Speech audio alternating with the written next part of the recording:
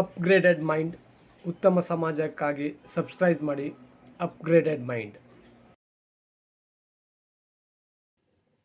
ನಮಸ್ಕಾರ ಫ್ರೆಂಡ್ಸ್, ನಾನು ಇವತ್ತಿನ ವಿಡಿಯೋ ಮಾಡಿರೋ ಉದ್ದೇಶ ನಮ್ಮೆಲ್ಲರಿಗೂ ಈ 4D ನೀವೆಲ್ಲರೂ ಕೇಳಿದ್ದೀರಾ. 2D 3D 4D. ನಾನು ಇದರಲ್ಲಿ 4D ಬಗ್ಗೆ ಎಕ್ಸ್ಪ್ಲೇನ್ ಮಾಡೋಕ್ಕೆ ಹೋಗ್ತಾ ಇದ್ದೀನಿ. ನಾನು ದೇವ್ರಿಗೆ ಕೇಳ್ಕೊತೇನೆ ಈ 4D ಯಾರಿಗೂ ಬರದೇ ಇರಲಿ ಅಂತ. ಆದರೆ ಪ್ರಕೃತಿ ನಿಯಮದಲ್ಲಿ ಅದನ್ನು ತಪ್ಪಿಸ್ಕೊಳ್ಳೋಕ್ಕೆ ಸಾಧ್ಯನೇ ಇಲ್ಲ. ಆ 4D ಯಾವುದು ಅಂತ ಮುಂದೆ ಹೇಳಕ್ಕೆ ಹೋಗ್ತೀನಿ. ಈಗ ನಮ್ಮ ಜೀವನ ಶೈಲಿ ಹೇಗಿದೆ ಅಂದರೆ 20 ವರ್ಷದ ಹಿಂದ್ಗಡೆ ಎಲ್ಲರೂ ಆರೋಗ್ಯವಾಗಿದ್ವಿ. ಯಾಕೆಂದರೆ ಎಲ್ಲರೂ ಮನೆಗಳಲ್ಲಿ ಹಸುಗಳಿತ್ತು, ಅದರಿಂದ ಗೊಬ್ಬರ ಸಿಗ್ತಾಯಿತ್ತು, ಅದನ್ನ ಹೊಲಕ್ಕಾಕಿ ಬೆಳೆ ಬೆಳೀತಾಯಿದ್ರು. ಆಗ ನಾವೆಲ್ಲ ಆರೋಗ್ಯವಾಗಿದ್ವಿ. ಹಾಗೆ ಒಂದು 10-15 ವರ್ಷದ ಹಿಂದ್ಗಡೆ ಪ್ರತಿಯೊಬ್ಬರ ಮನೆಯಲ್ಲೂ ಕರೆಂಟ್ ಇತ್ತು, ಆದರೆ UPS ಇರಲಿಲ್ಲ. ಅವಾಗ ತುಂಬ ಕರೆಂಟ್ ಹೋಗ್ತಾ ಇತ್ತು. ನಾವೆಲ್ಲ ಚಿಕ್ಕವರಾಗಿದ್ದಾಗ 1 hour 2 hour ನೀವೆಲ್ಲ ನೋಡಿರ್ಬೋದು. ಆ ಥರ ಕರೆಂಟ್ ಇರಲಿಲ್ಲ, UPS ಬೇಕಾಗಿತ್ತು. ಈಗ ಪ್ರತಿಯೊಬ್ಬರ ಮನೆಯಲ್ಲೂ UPS ಇದೆ, ಆದರೆ ಕರೆಂಟ್ ಹೋಗೋದು ತುಂಬ ಕಡಿಮೆ. ಅದರಿಂದ ನಾನು ಏನು ಹೇಳ್ತಿದ್ದೀನಿ ಅಂದರೆ ನಮ್ಮ ಜೀವನವೂ ಅಷ್ಟೆ. ಎಲ್ಲ ಚೆನ್ನಾಗಿರುತ್ತೆ. ಯಾವುದೋ ಒಂದು ಮೂಮೆಂಟಲ್ಲಿ ನಮಗೇನಾರು ಆದಾಗ ನಮಗೆ, ನಮ್ಮ ಫ್ಯಾಮಿಲಿಗೆ ಹಾಗೂ ನಮ್ಮ ಡಿಪೆಂಡೆಂಟ್ಸ್ಗೆ, ಮಕ್ಕಳಿಗೆ ಅಥವಾ ತಂದೆ ತಾಯಿಗೆ ನಾವು ಹೇಗೆ ಅವ್ರನ್ನ ಪ್ರೊಟೆಕ್ಟ್ ಮಾಡ್ಕೋಬೇಕು ಅನ್ನೋದೇ ತುಂಬ ಇಂಪಾರ್ಟೆಂಟ್ ವಿಷಯ. ನಾನು ಹೇಳ್ದಂಗೆ 4D ಇದು ಪ್ರತಿಯೊಬ್ಬರಿಗೂ ಬೇಡವಾದದ್ದು. ಆದರೆ ಒಂದು ವರ್ಡ್ ಇದೆ, ಬೇಡ ಅಂದರೆ ನಾವು ಬರದೇ ಇರುವುದೇ ನೋವು ಅಂತ. ಅದೇ ಥರ ಈ 4D ಒಬ್ಬರೆಲ್ಲ ಒಬ್ರಿಗೆ ಬರ್ತಾನೆ ಇರುತ್ತೆ. ಅದರಲ್ಲಿ ಮೊದಲನೇ D ಡಿಸೀಸ್. ಒಬ್ಬ ರೈತ ಕೂಡ ತನ್ನ ಬೆಳೆಗೆ ತಾನೇ ವಿಷ ಸ್ಪ್ರೇ ಮಾಡ್ತಾ ಇರುವಾಗ ಹೇಗೆ ನಾವೆಲ್ಲರೂ ಹೆಲ್ತಿಯಾಗಿರೋಕ್ಕಾಗುತ್ತೆ ಅಲ್ವಾ? ಅದೇನು ಮಾಡೋದು, ನಾವು ಬೆಳೆಯೋಕೆ ಆಗ್ತಾ ಇಲ್ಲ. ನಾವೆಲ್ಲ ಒಳ್ಳೆ ಸಿಟಿಗಳ ಲೈಫ್ ಬೇಕು, ಕಾರ್ಪೊರೇಟ್ ಕಂಪ್ನಿಲಿ ಕೆಲಸ ಬೇಕು. ನಾವು ಯಾರು ಹೊಲಕ್ಕೆ ಬಿಸಿಲಲ್ಲಿ ಹೋಗಿ ದುಡಿಯೋ ಒಂದು ಮನೋಭಾವನೆಗಳಿಲ್ಲ. ಆದ್ದರಿಂದ ನಾವೆಲ್ಲರೂ ಏನು ಮಾಡ್ತಾಯಿದ್ದೀವಿ, ಒಂದು ರೀತಿಯಲ್ಲಿ ಆರೋಗ್ಯನ ಕಳ್ಕೊತಾ ಇದ್ದೀವಿ. ಇದಕ್ಕೆ ಸಂಬಂಧ ನಮ್ಮ ರಾಜಕೀಯ ವ್ಯಕ್ತಿಗಳಿರ್ಬೋದು, ವ್ಯವಸ್ಥೆ ಇರ್ಬೋದು, ಸರಿಯಾದ ಹೆಲ್ತ್ ಅಥವಾ ಫುಡ್ ಸೇಫ್ಟಿ ಡಿಪಾರ್ಟ್ಮೆಂಟ್ ಸರಿಯಾಗಿ ಕೆಲಸ ಮಾಡದೇ ಇರ್ಬೋದು. ಇದೆಲ್ಲ ರೀಸನ್ನಿಂದ ನಾವೆಲ್ಲ ಈಗಿನ ಕಾಲದಲ್ಲಿ ನಾವು ಡಿಸೀಸ್ಗೆ ಒಳಗಾಗ್ತೀವಿ, ರೋಗಗ್ರಸ್ತ ಆಗ್ತಿದ್ವಿ.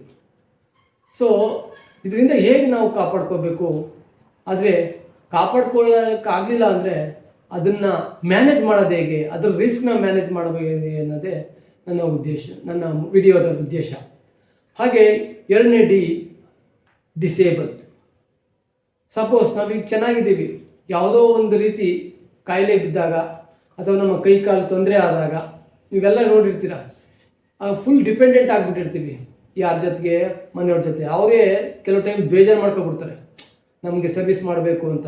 ಎಷ್ಟೇ ಕೋಟ್ಯಾಧೀಶ್ವರ ಆಗಿರಲಿ, ಎಷ್ಟೇ ಶ್ರೀಮಂತನಾಗಿರಲಿ, ಅವನ ಕೈ ಕಾಲು ಅಥವಾ ಇನ್ನೇನೋ ತೊಂದರೆ ಆದಾಗ ಅವನು ಡಿಪೆಂಡೆಂಟ್ ಆಗಬೇಕು ಅಂದರೆ ತುಂಬ ನರಕದ ವಿಷಯ ಅದು, ನರಕದ ಸ್ಥಿತಿ ಅದು.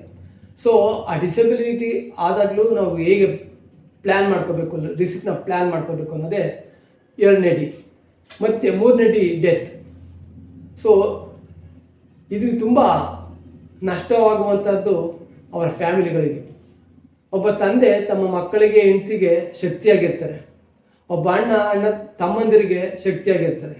ಒಬ್ಬ ತಾಯಿ ಗಂಡನಿಗೆ, ಮಕ್ಕಳಿಗೆ ಶಕ್ತಿಯಾಗಿರ್ತಾರೆ ಅಲ್ವಾ? ಆದ್ದರಿಂದ ಅದೇ ರೀತಿ ನಾವು ಕೂಡ ಶಕ್ತಿಯಾಗಿರ್ತೀವಿ. ಆದರೆ ಆ ಶಕ್ತಿ ಎಲ್ಲಾದರೂ ಹೊಟ್ಟೋದ್ರೆ ಅವ್ರಿಗೆ ಹೇಗೆ ಪ್ಲ್ಯಾನ್ ಮಾಡ್ಕೋಬೇಕು, ರಿಸ್ಕ್ನ ಮ್ಯಾನೇಜ್ ಮಾಡಬೇಕು ಅನ್ನೋದೇ ಗೊತ್ತಿರಲ್ಲ. ಸೊ ಇದಕ್ಕೆಲ್ಲರಿಗೂ ಒಂದು ಸೊಲ್ಯೂಷನ್ ಅಂತ ಇದೆ. ಆ ಸೊಲ್ಯೂಷನ್ನ ಕಂಡುಹಿಡಿಯೋದೇ ಮನುಷ್ಯ ಇಷ್ಟಪಡೋದು. ಪ್ರಾಬ್ಲಮ್ ಬರುತ್ತೆ, ಅದನ್ನು ಸೊಲ್ಯೂಷನ್ ಕಂಡುಹಿಡಿತಾ ಹೋಗೋದೇ ಮನುಷ್ಯನ ನಿಜವಾದ ಗುಣ. ಇನ್ನು 4ನೇ D ಬಂದ್ಬಿಟ್ಟು ಡಿವೋರ್ಸ್. ಈಗಿನ ಕಾಲದಲ್ಲಿ, ಅದು ಜಂಜಿ ಕಾಲದಲ್ಲಂತೂ ಏನೋ ಒಂದು ಮಾತಾಡಿದ್ರೂ ಡಿವೋರ್ಸ್ ಕೊಟ್ಟೋಗ್ಬಿಡ್ತಾರೆ, ಜಗಳ ಆಡಿದ್ರೂ ಡಿವೋರ್ಸ್ ಕೊಟ್ಟಾಗ್ಬಿಡ್ತಾರೆ.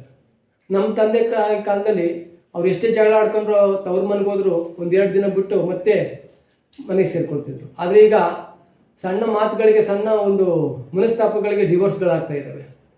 ಸೊ ಈ ಡಿವೋರ್ಸಿಂದ ನಾವು ಹೇಗೆ ಬಚಾವಾಗಬೇಕು, ಅದಕ್ಕೆ ಪ್ಲ್ಯಾನಿಂಗ್ ಏನು ಮಾಡ್ಕೋಬೇಕು ಅನ್ನೋದೇ ಈ ವಿಡಿಯೋ ಎಲ್ಲ ತಿಳಿಸ್ಕೊಡುತ್ತೆ. ಈಗ ನಾವು ಹೇಳ್ತಾ ಇರೋದು ಒಂದು ವ್ಯವಸ್ಥೆಯಲ್ಲಿ ನಾವು ಯಾಕೆ ಬೇರೆ ದೇಶದ ವ್ಯವಸ್ಥೆಗಿಂತ ಹಿಂದುಳಿದಿದ್ದೀವಿ. ಕಾರಣ ನಮಗೆ ಅಪ್ಗ್ರೇಡೆಡ್ ನಾಲೆಡ್ಜ್ ಇಲ್ಲ. ನಾವು ಎಲ್ಲೋ ಒಂದು ಕಡೆ ಹಳೆಯ ಸಂಪ್ರದಾಯದ ನಂಬಿಕೆಗಳನ್ನ ತಲೆ ತುಂಬ್ಕೊಬಿಟ್ಟಿದ್ದೀವಿ. ಯಾವಾಗ ಹಳೆಯ ಸಂಪ್ರದಾಯಗಳನ್ನ ನಾವು ಮರಿತೀವೋ ಹೊಸ ಆಲೋಚನೆಗಳು ನಮ್ಮ ತಲೆಗೆ ಬರುತ್ತದೆ. ನಮ್ಮ ತಲೆಗೆ ಆ ಯೋಚನೆ ಬಂದಾಗಲೇ ಸ್ಟಾರ್ಟ್ ಆಗಿದ್ದೆ ಒಂದು ಇನ್ಸುರೆನ್ಸ್ ಅನ್ನೋದು. ಸೊ ಎಷ್ಟೋ ಜನಕ್ಕೆ ಇದ್ರ ಬಗ್ಗೆ ಅರಿವೇ ಇರೋದಿಲ್ಲ. ನಮ್ಗೆ ಯಾಕೆ ಬೇಕು, ನಾನು ಹೆಲ್ತಿಯಾಗಿದ್ದೀನಿ, ನಾನು ಈಗ 18 ವರ್ಷ 20 ವರ್ಷ 30 ವರ್ಷ 40 ವರ್ಷ ನನಗೇನಾಗಲ್ಲ, ಒಂದು ಮಂಡು ಧೈರ್ಯಗಳು ನಮ್ಮ ಜನರ ತಲೆಯಲ್ಲಿ ಕೂತಿದೆ. ಅದಕ್ಕೆ ಹೇಳಿದ್ ನಾನು, ದಿನಕ್ಕೂ ಕೂಡ ಬೆಳಿಗ್ಗೆ ಆದಮೇಲೆ ರಾತ್ರಿ ಆಗುತ್ತೆ, ರಾತ್ರಿ ಆದಮೇಲೆ ಬೆಳಿಗ್ಗೆ ಆಗುತ್ತೆ. ಪ್ರತಿಯೊಂದು ಫ್ಯಾಮಿಲಿ ಕೂಡ ಇದು ಬಿಟ್ಟಿದ್ದಲ್ಲ. ಅದರಿಂದ ನಾವು ಮೊದಲನೇದಾಗಿ ರಿಸ್ಕ್ ಮ್ಯಾನೇಜ್ಮೆಂಟಲ್ಲಿ ಹೆಲ್ತ್ ಇನ್ಶೂರೆನ್ಸ್ನ ಪ್ರತಿಯೊಬ್ಬರು ಪರ್ಚೇಸ್ ಮಾಡಬೇಕು. ಅಂದರೆ ನೀವು ಕಟ್ಟೋ ಪ್ರೀಮಿಯಮ್ ಆಗಲಿ ಯಾರಿಗೋ ಒಬ್ರಿಗೆ ಸಹಾಯ ಆಗ್ತಾ ಇದೆ. ನೀವು ನಂಬ್ತಿರೋ ಇಲ್ವೋ, 100 ಜನ ಕಟ್ಟುವಂಥ ಪ್ರೀಮಿಯಮ್ಮು ಯಾವುದೋ ಒಂದು ಫ್ಯಾಮಿಲಿಗೆ ಕಷ್ಟ ಅಂದಾಗ ಅದು ಅವರಿಗೆ ಶಕ್ತಿಯಾಗಿ ಸಿಗುತ್ತೆ. ಹೇಳಿದ್ದಲ್ಲ, ಒಬ್ಬ ವ್ಯಕ್ತಿ ಶಕ್ತಿ ಆಗೋದು ಅವ್ರ ಮನೆಗೆ, ಅವನು ಹೋದ್ಮೇಲೆ ಅದರ ರಿಪ್ಲೇಸ್ಮೆಂಟ್ ಶಕ್ತಿ ಆಗೋದು ಅವರ ಹಣ. ಸೊ ನಾವೆಲ್ಲರೂ ಅದನ್ನು ಮ್ಯಾನೇಜ್ ಮಾಡೋದೇ ನಿಜವಾದ ಒಂದು ನಮ್ಮ ಜೀವನದ ಕ್ರಮ. ನಮ್ಮ ಜೀವನಕ್ಕೆ ಯಾವಾಗಲೂ ಒಂದು ಪ್ರೋಗ್ರೆಸ್ ಅನ್ನೋದಿರಬೇಕು. ಯಾರಿಗೂ ಹಿಂದೆ ಉಳ್ಕೊಳ್ಳೋಕೆ ಇಷ್ಟ ಆಗಲ್ಲ. ನಮ್ಮ ಮಕ್ಕಳನ್ನೆಲ್ಲ ನಾವು ಹೇಗೆ ಮಾಡಿ ಸಾಕಿರ್ತೀವಿ, ಪ್ಯಾಂಪರ್ಡ್ ಮಾಡಿರ್ತೀವಿ, ಅವ್ರು ಕೇಳಿದ್ದೆಲ್ಲ ಕೊಡಿಸಿರ್ತೀವಿ. ಮತ್ತೆ ಅವರು ತಂದೆ ತಾಯಿ ಮೇಲೆ ಡಿಪೆಂಡ್ ಆಗಿರ್ತಾರೆ. ಆದರೆ ಯಾರೋ ಒಬ್ಬ ಮನೆಯಲ್ಲಿ ದುಡಿಯುವಂಥ ವ್ಯಕ್ತಿ ತೊಂದರೆಗೆ ಈಡಾದಾಗ ಆ ಮಕ್ಕಳು ಎಷ್ಟು ಸಫರ್ ಪಡ್ತಾರೆ ಅಂತ ಪ್ರತಿಯೊಬ್ಬರು ತಂದೆ ತಾಯಿಗಳಿಗೂ ಗೊತ್ತಿರುತ್ತೆ. ಆದರೆ ನಮ್ಮ ಅಣ್ಣ ತಮ್ಮಂದಿರು ಎಲ್ಲರೂ ಇರ್ಬೋದು, ಆದರೆ ಅವರ ಜೀವನ ನೋಡ್ತಾ ಇರ್ತಾರೆ. ನಮ್ಗೆ ಎಷ್ಟು ದಿನ ಸಹಾಯ ಮಾಡೋಕ್ಕಾಗುತ್ತೆ. ಅದರಿಂದ ಪ್ರತಿಯೊಂದು ಕುಟುಂಬನೂ ಹೆಲ್ತ್ ಇನ್ಶೂರೆನ್ಸ್ ಮಾಡಿಸ್ಕೊಳ್ಳಿ. ಅದರಿಂದ ನಿಮ್ಮ ಫ್ಯಾಮಿಲಿ, ನೀವು ಕಟ್ಟೋದು ಒಂದು ಚಾರಿಟಿ ಅನ್ಕೋಬಿಡಿ. ಚಾರಿಟಿ ಅಂದರೆ ಯಾರಿಗೂ ದಾನ ಮಾಡ್ತಾ ಇದ್ದೀರಾ ಅನ್ಕೊಳ್ಳಿ. ಮತ್ತೆ ಹೇಳ್ತದೆ, ಕರ್ಮ ನೀವು ಕೊಟ್ಟಷ್ಟು ನಿನಗೆ ಸಿಗುತ್ತೆ ಅಂತ. ಅದೇ ಥರ ನೀವು ಇನ್ಶೂರೆನ್ಸ್ ಮಾಡಿಸಿದ್ರೆ ಅದು ಖಂಡಿತ ನಿಮಗೆ ರಿಟರ್ನ್ ಬಂದೇ ಬರುತ್ತೆ. ಎರಡನೇದು ಟರ್ಮ್ ಇನ್ಶೂರೆನ್ಸ್. ಯಾವುದೋ ದುಡಿಯೋ ವ್ಯಕ್ತಿ ಪ್ರತಿಯೊಂದು ಮನೆಗೂ ಶಕ್ತಿಯಾಗಿರುವಾಗ ಆ ವ್ಯಕ್ತಿ ಇಲ್ಲ ಅಂದರೆ ಏನಾಗುತ್ತೆ, ಅವ್ರ ಬಾಳೆ ಒಂಥರ ನರಕ ಆಗ್ಬಿಡುತ್ತೆ.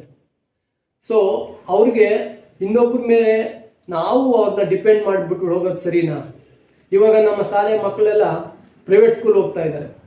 ಯಾಕೆ? ನಾವು ದುಡಿತಾ ಇರ್ತೀವಿ, ಯಾವುದೋ ಒಂದು ರೀತಿಲಿ ಅವ್ರಿಗೆ ಒಂದು ವ್ಯವಸ್ಥೆ ಮಾಡಿಕೊಟ್ಟಿದ್ದೀವಿ, ಉತ್ತಮ ಶಿಕ್ಷಣ ವ್ಯವಸ್ಥೆ ಮಾಡಿಕೊಟ್ಟಿದ್ದೀವಿ, ಆರೋಗ್ಯ ವ್ಯವಸ್ಥೆ ಮಾಡಿಕೊಟ್ಟಿದ್ದೀವಿ.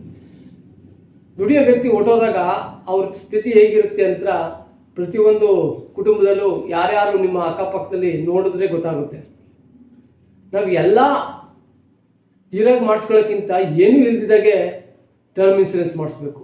ಯಾಕೆ ಅಂದರೆ ನಾವು ಪ್ರತಿಯೊಂದನ್ನು ಆದಮೇಲೆ ಮಾಡ್ಕೊತೀವಿ, ಒಂದು ಡೆವಲಪ್ಮೆಂಟ್ ಆದಮೇಲೆ ಮಾಡ್ಕೊತೀವಿ, ಒಂದು ಅಮೌಂಟ್ ಸಿಕ್ಕಿದ ಮೇಲೆ ಮಾಡ್ಕೊಳ್ತೀವಿ ಅಂತ ಮುಂದಕ್ಕೆ ಹಾಕ್ತಾನೇ ಹೋಗ್ತೀವಿ.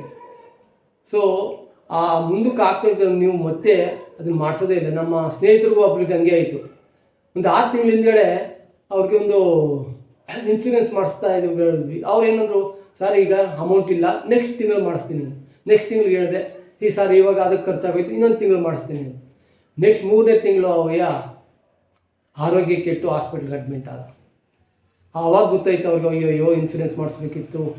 ಈಗ ಅವ್ರಿಗೆ 8-10 ಲಕ್ಷ ರೂಪಾಯಿ ಬೇಕಾಗಿದೆ. ಅದು ಯಾರು ಕೊಡ್ತಾರೆ ಈಗ?